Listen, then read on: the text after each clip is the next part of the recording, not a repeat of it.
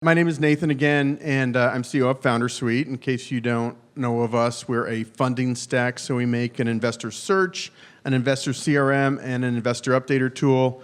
We're used by startups in every major accelerator. And I think this just perfectly captures how not to do it. You know, you want to go raise some money, you just start asking people you know, hey, who should I be talking to? It seems logical, right? It's a natural thought process, but the problem with that is it puts the burden of figuring out who you should be pitching on the person you're talking to, when that burden of figuring that out really needs to be on your shoulders. All right, so step number one, building your funnel. How do you do this? A couple different ways, but really fundraising is a numbers game. So we've built a list of 100 to 200 investors. Now it's time to filter and qualify that list, and this really is important.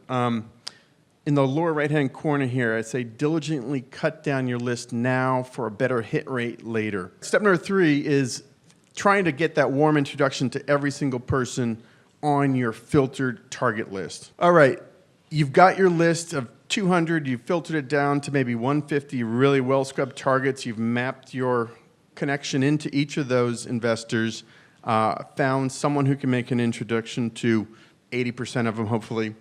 Now you need a way, and you're about to start asking for the intros and getting the dialogue going. You need some way of keeping track of all this. All right, you ready to start the conversation? So I went through his LinkedIn, picked out all these guys who looked pretty relevant. I send him this email. This is not asking for the introduction. This is asking if he's willing to make an introduction to any of these people. Okay, so we've started the process. We're actually fundraising now. You got to kind of jump all the way into this. Go for the close. This is something I can't emphasize enough. Keep pushing all the way. It's hard, right? You've got a business to run. You've got employees to manage. You've got all kinds of other things to do while fundraising, and fundraising is a pretty much full-time job, but don't let up until that money's actually in the bank. Keep in mind that once you've raised a seed round or a Series A round, that's just the very start. You now have 12 months, maybe 18 months to get to your next set of milestones, where you got to do it all over again. Cool. All right, thanks, guys.